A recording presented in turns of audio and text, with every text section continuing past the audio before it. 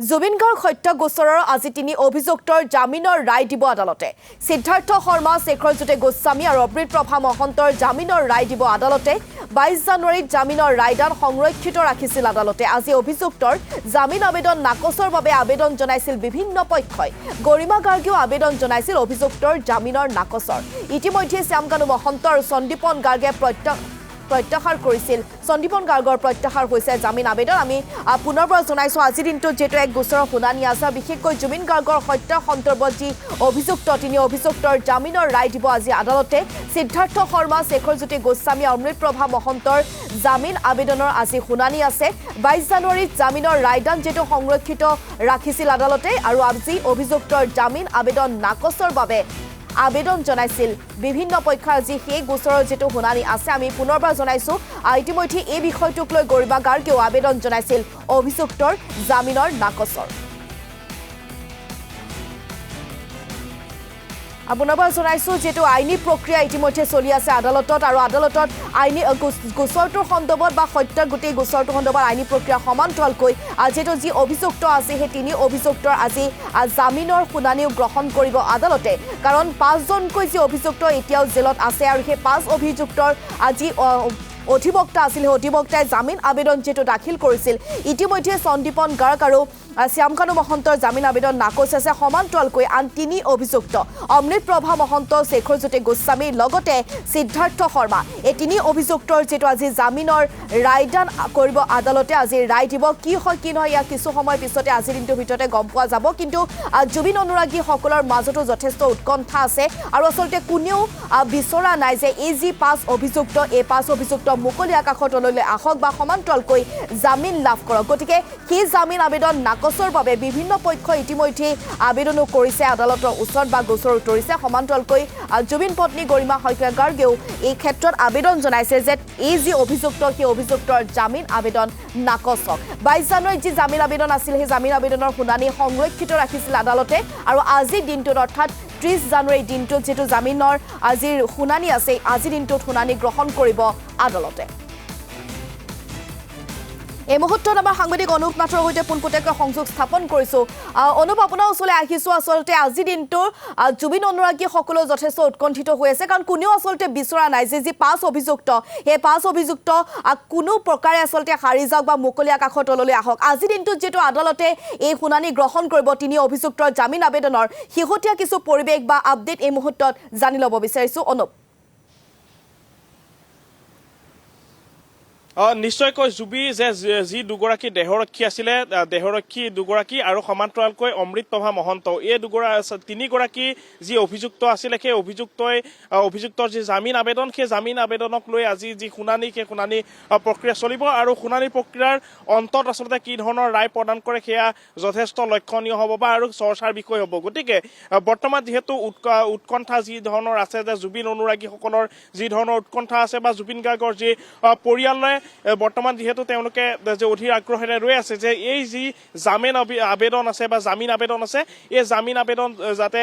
আদালতে নাকচ কৰে এই গোটেই বিষয়খিনিক লৈ সকলোৱে আশাৰে ৰৈ আছে। গতিকে এটা কথা ক'ব লাগিব, যি অভিযুক্ত আছিল তিনিগৰাকীকৈ অভিযুক্ত, এই অভিযুক্ত কেইগৰাকী জুবিন গাৰ্গৰ যি মৃত্যুৰ সৈতে যিহেতু তেওঁলোকৰ নাম সাঙুৰ খাইছিল, গতিকে এই অভিযুক্তসকল যাতে কোনো কাৰণতে সাৰি যাব নোৱাৰে তাৰ প্ৰতি সকলোৰে দৃষ্টি নিবদ্ধ হৈ আছিল বা সকলোৱে এই বিষয়টোক লৈ অধীৰ আগ্ৰহেৰে ৰৈ আছে যে প্ৰতিগৰাকী যি অভিযুক্ত বা যদি তেওঁলোক জুবিন গাৰ্গৰ মৃত্যুৰ সৈতে প্ৰকৃততে জড়িত আছিল তেন্তে তেওঁলোক কোনো কাৰণতে আচলতে হাৰি যাব নোৱাৰে বা তেওঁলোক আইনৰ যি সুৰুঙা আছে বা সেই আইনৰ সুৰুঙাৰে তেওঁলোক যাতে পাৰ হৈ যাব নোৱাৰে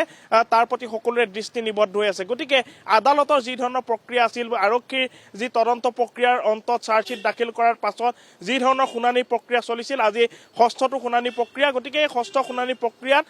তিনিগৰাকী যি অভিযুক্ত আছিল সেই অভিযুক্তৰ জামিন আবেদনক লৈ শুনানি প্ৰক্ৰিয়া চলিব। গতিকে দুগৰাকী যি দেহৰক্ষী আছিল তেওঁলোকৰ বিৰুদ্ধে যি ধৰণৰ অভিযোগ আছিল, যিকেইটা এলিগেশ্যন লগোৱা হৈছিল বা ধাৰা লগোৱা হৈছিল, সেই এলিগেশ্যন বা ধাৰাৰ ওপৰত যি ধৰণৰ শুনানি চলিছিল আৰু সেই সমান্তৰালকৈ এই যি তিনিগৰাকী অভিযুক্ত আছিল এই তিনিগৰাকী অভিযুক্তৰ ওপৰত অভিযুক্তই যি জামিন আবেদন সেই জামিন আবেদন দাখিল কৰিছিল। গতিকে প্ৰথমটো কথা হৈছে যে যি দুগৰাকী দেহৰক্ষী আছিল তেওঁলোকৰ যিহেতু নাম সাঙুৰ খাইছিল, তেওঁলোক অভিযুক্ত আছিল, তেওঁলোক যিহেতু কাৰাগাৰৰ বৰ্তমান আনহী হৈ আছে গতিকে এটা কথা ক'ব লাগিব তেওঁলোকৰ যিটো জামিন আবেদন সেই গোটেই বিষয়টোক লৈ কিন্তু কিছু কথা এই মুহূৰ্তত উল্লেখ কৰিব লাগিব আৰু সেই কথাখিনি যদি আমি উল্লেখ কৰোঁ এনেধৰণৰ যে তেওঁলোকৰ চাৰ্জশ্বিট দাখিল কৰা যি সময়সীমা আছিল সেই সময়সীমা কিন্তু যথেষ্ট বেছি হৈ গৈছিল গতিকে 60 দিনৰ ভিতৰত তেওঁলোকৰ চাৰ্জশ্বিট দাখিল কৰিব লাগিছিল সেই সময়সীমা কিন্তু যি 84 দিনলৈকে বৃদ্ধি হৈছিল গতিকে এই ক্ষেত্ৰত তেওঁলোকে জামিন আবেদন কৰিবলৈ যথেষ্ট সহজ হৈ পৰিছিল তেওঁলোকৰ বাবে গতিকে আজি যদি তেওঁলোকৰ জামিন আবেদন আছিলে সেই জামিন আবেদন যদি নাকচ নহয় তেন্তে এই দুগৰাকী যি দেহৰক্ষী আছিল এই দেহৰক্ষী দুগৰাকী হয়তো মুকলি আকাশৰ তললৈ আহিব পাৰে কিন্তু তাৰ পিছত দেখা পোৱা যাব যে ক্ৰাইম ব্ৰাঞ্চ আছে বা যি ভিজিলেন্স আছে সেই ভিজিলেন্সে কিন্তু তেওঁলোকক পুনৰ চোন এৰেষ্ট কৰিব পাৰে গতিকে চোন এৰেষ্ট কৰাৰ যিটো আচলতে কথা বা প্ৰসংগ আছে সেই বিষয়টো এই কাৰণেই আছে যে তেওঁলোকে আয় বহিৰ্ভূতভাৱে যি ধৰণৰ তেওঁলোকৰ উপাৰ্জন আছিল বা তেওঁলোকৰ যি ধৰণৰ উপাৰ্জন আছিল সেই উপাৰ্জনতকৈ তেওঁলোকৰ যি আয়তকৈ তেওঁলোকৰ উপাৰ্জন যথেষ্ট বেছি আছিল সম্পত্তিৰ পৰিমাণ যথেষ্ট বেছি আছিল গতিকে তেওঁলোকৰ নাম এই ধৰণে সাঙুৰ খাইছিল যে তেওঁলোকে যি ধৰণৰ দৰমহা পাইছিল সেই দৰমহাতকৈ তেওঁলোকৰ যি টকা সেই টকাৰ পৰিমাণ কিন্তু যথেষ্ট বেছি আছিল গতিকে এটা কথা উল্লেখ কৰিব পাৰি যে জুবিন গাৰ্গক লৈ আচলতে যি ধৰণৰ যিখিনি জুবিন গাৰ্গৰ কষ্ট উপাৰ্জিত যিখিনি টকা আছিল সেই টকাখিনি আচলতে আত্মসাৎ কৰাৰ যি ধৰণৰ কামখিনি কৰা হৈছিল সেয়া লাগিলে যিগৰাকী জুবিন গাৰ্গৰ মেনেজাৰ আছিল সেই মেনেজাৰগৰাকী সমান্তৰালকৈ এই দুগৰাকী দেহৰক্ষীৰ বিৰুদ্ধেও এই ধৰণৰ অভিযোগ আহিছিল আৰু সেই অভিযোগৰ ভিত্তিত তেওঁলোকৰ ওপৰত যি তদন্ত চলিছিল সেই তদন্তৰ পাছত তেওঁলোকক গ্ৰেপ্তাৰ কৰা হৈছিল গতিকে এই দুগৰাকী অভিযুক্তই যি ধৰণৰ জামিন আবেদন কৰিছিল গতিকে জামিন আবেদনৰ ভিত্তিত তেওঁলোকক যদি জামিন প্ৰদান কৰা হয় বা আদালতে যদি তেওঁলোকক জামিন প্ৰদান কৰে গতিকে তাৰ পৰৱৰ্তী সময়ত তেওঁলোকক চোন এৰেষ্ট কৰিব পাৰে গতিকে চোন এৰেষ্ট কৰাৰ পৰৱৰ্তী সময়ত কি ধৰণৰ গোটেই প্ৰক্ৰিয়াটো চলে তাক লৈ যথেষ্ট চাবলগীয়া বা দৃষ্টি ৰাখিবলগীয়া এটা বিষয় হৈ পৰিব যে এই দুগৰাকী অভিযুক্ত ক'ৰবাত নহয় ক'ৰবাত সাৰি যাব পৰা কিছু থল থাকিব পাৰে নেকি বা সাৰি যাব পাৰে নেকি এই গোটেই বিষয়টোক লৈ কিন্তু বৰ্তমান সন্দেহ আছে আৰু দ্বিতীয়টো বিষয় এইটো যে অমৃতপ্ৰভা মহন্ত যিগৰাকী অমৃতপ্ৰভা মহন্তৰ বিৰুদ্ধে যি ধৰণৰ এলিগেশ্যন লাগিছিল বা ধাৰা লাগিছিল সেই ধাৰাৰ যিখিনি বিষয় আছে সেই ধাৰাৰ ওপৰত যিহেতু শুনানি প্ৰক্ৰিয়া চলি আছে গতিকে সেই শুনানি প্ৰক্ৰিয়াৰ মাজতে এটা কথা উল্লেখ কৰিব লাগিব যে জুবিন গাৰ্গক ছিংগাপুৰত যি ধৰণে হত্যা কৰাৰ কথা উল্লেখ কৰা হৈছিল বা জুবিন গাৰ্গৰ মৃত্যুৰ সময়ত অমৃতপ্ৰভা মহন্তৰ মোবাইলত বন্দী হোৱা যি দৃশ্যাংশ আছিল সেই দৃশ্যাংশ তেওঁ ডিলিট কৰিছিল বা নোহোৱা কৰিছিল গতিকে যি IT চেল আছিলে CID IT চেলৰ দ্বাৰা তেওঁলোকে এই গোটেই বিষয়খিনি বা যি দৃশ্যাংশ তেওঁ ডিলিট কৰিছিল সেই ডিলিট কৰা দৃশ্যাংশ তেওঁলোকে পুনৰ উদ্ধাৰ কৰিছিল গতিকে গোটেই বিষয়খিনি যে জুবিন গাৰ্গৰ প্ৰথমৰ পৰা শেষৰ অন্তিমটো সময়লৈকে কি ধৰণৰ গোটেই দৃশ্যাংশ আছিল বা গোটেই ঘটনাটো কি ধৰণৰ আছিল এই ঘটনা কিন্তু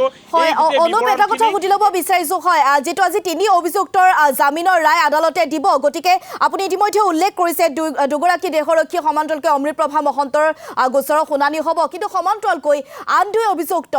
সিদ্ধাৰ্থ শৰ্মা শেখৰজ্যোতি গোস্বামীও যেটো জামিন আবেদন কৰিছিল সেই আবেদনৰ শুনানি আজি দিনটোত হ'বনে নহয় নে পৰৱৰ্তী সময়ত হ'ব নিশ্চয়কৈ যে তেওঁলোকৰো জামিন আবেদনৰ ওপৰত যি শুনানি প্ৰক্ৰিয়া চলাৰ সম্ভাৱনা আছে কিন্তু উল্লেখ কৰিব বিচাৰিছো যে এই তিনিগৰাকীৰ যি আবেদন আছিল বা জামিন আবেদন আছিল এই বিষয়টোৰ ক্ষেত্ৰতহে হয়তো আজি শুনানি প্ৰক্ৰিয়া চলাৰ পূৰ্ণ সম্ভাৱনা আছে গতিকে যি আন দুগৰাকীৰ কথা উল্লেখ কৰিছে যে সন্দীপন গাৰ্গ হওক বা যিগৰাকী সিদ্ধাৰ্থ শৰ্মা হওক বা যি আনসকল আছিলে তেওঁলোকৰ যিহেতু জামিন আবেদন কৰিছিল দুগৰাকীৰ ইতিমধ্যে তেওঁলোকে যি ধৰণে জামিন আবেদন কৰিছিল সেই জামিন আবেদন তেওঁলোকে নিজেই উঠাই লৈছিল যি দুগৰাকী কি আছিল পূৰ্বৰ সময়ত গতিকে পৰৱৰ্তী সময়ত যি আটাইকেইগৰাকী অভিযুক্ত আছিলে আটাইকেইগৰাকী অভিযুক্তৰ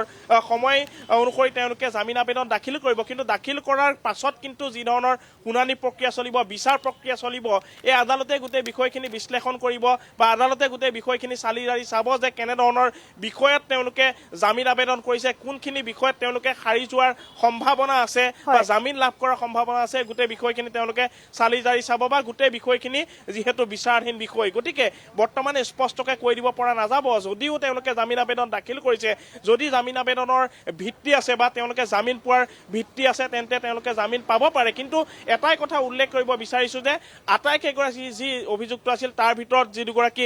দেহৰক্ষী আছিল সেই দেহৰক্ষীক যদিও জামিন প্ৰদান কৰা হয় পৰৱৰ্তী সময়ত কিন্তু তেওঁলোকক আয় বহিৰ্ভূত সম্পত্তিৰ বাবে তেওঁলোকক পুনৰ চোন এৰেষ্ট কৰিব পাৰে গতিকে CID বা ভিজিলেন্সে যদিও তেওঁলোকক পুনৰ তেওঁলোকক শ্ব'ন এৰেষ্ট কৰিব পাৰে গতিকে তাৰ পৰৱৰ্তী সময়ত তেওঁলোক কিন্তু পুনৰ তেওঁলোকে গ্ৰেপ্তাৰ কৰিব পুনৰ তেওঁলোকৰ ওপৰত তদন্ত চলিব পুনৰ তেওঁলোকক হয়তো কাৰাগাৰলৈ পঠিওৱা হ'ব এনেধৰণৰ বিষয়খিনি চলি যাব গতিকে এটা দীঘলীয়া প্ৰক্ৰিয়া গতিকে আটাইকেইগৰাকী যিসকলৰ জামিন আবেদনৰ ওপৰত শুনানি চলিব গতিকে এই শুনানি প্ৰক্ৰিয়া কিন্তু বৰ্তমানে কৈ দিব নোৱাৰি কিন্তু শুনানি প্ৰক্ৰিয়াৰ অন্ততহে গোটেই বিষয়খিনি স্পষ্ট হ'ব যে কোন কেইগৰাকী জামিন আবেদনৰ ওপৰত আজি শুনানি চলিব বা কোন কেইগৰাকী জামিন আবেদন আজি নাকচ কৰিব কাৰ জামিন আবেদন আজি জামিন তেওঁলোকক প্ৰদান কৰিব যদি জামিন প্ৰদান কৰা হয় পৰৱৰ্তী সময়ত কেনেধৰণে গোটেই বিষয়খিনি আৰক্ষীৰ ফালৰ পৰা লৈ যোৱা হ'ব এই বিষয়খিনি কিন্তু বৰ্তমান যি দৃষ্টি নিবদ্ধ হৈ আছে সকলোৰে নিশ্চয় অনুপ এই মুহূৰ্তত আপোনাক ধন্যবাদ জনাইছোঁ আপুনি খবৰ ৰাখক পৰৱৰ্তী সময়ত পুনৰ আপোনাৰ ওচৰলৈ যাম আৰু আজিৰ দিনটোত যিহেতু গোচৰৰ শুনানি আছে বিশেষকৈ যি তিনি অভিযুক্ত দুগৰাকী দেশৰক্ষী সমান্তৰালকৈ অমৃতপ্ৰভা মহন্তৰ জামিন আবেদনৰ আজি শুনানি গ্ৰহণ কৰিব আদালতে আৰু জুবিন হত্যা গোচৰৰ যি আইনী প্ৰক্ৰিয়া সেয়া বৰ্তমানে অব্যাহত আছে গতিকে আজিৰ দিনটোত যথেষ্ট লক্ষণীয় হ'ব যে এই যি তিনি অভিযুক্ত আজি জামিন আবেদনৰ শুনানি গ্ৰহণ কৰিব আদালতে কি ৰায় দিয়ে সেই ক্ষেত্ৰতো দৃষ্টি নিবদ্ধ থাকিব সকলোৰে